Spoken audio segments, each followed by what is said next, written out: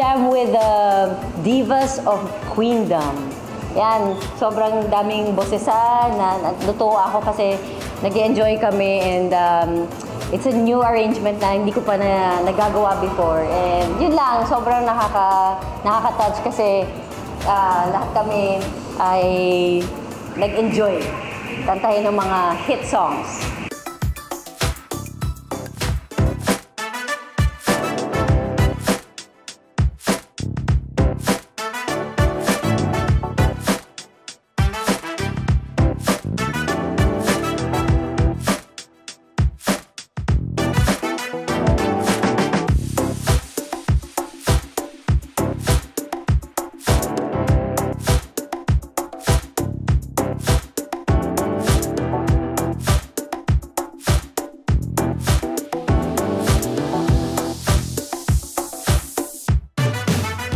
Christian, salamat sa flowers. Maraming salamat for having me again here. It's All Out Sunday.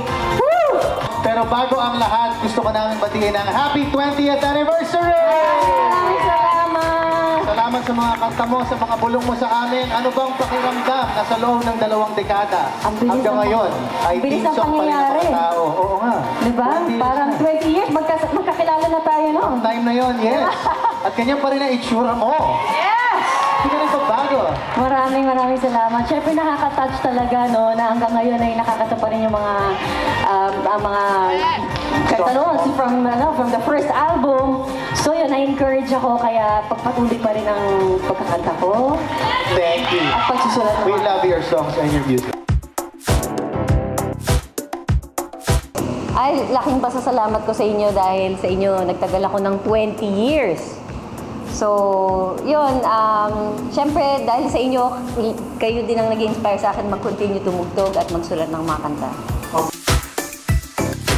Yes, and thank you so much, Kirchi! Grabe! Such an honor na makasama ka namin dito sa Queendom.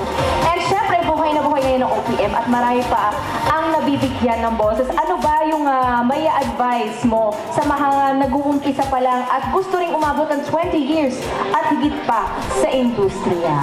Kung gusto niyo umabot ng 20 years, dapat enjoy nyo lang. Yan. At saka remember na music is a tool to bless others. Be a blessing and bless others. Thank you for those words.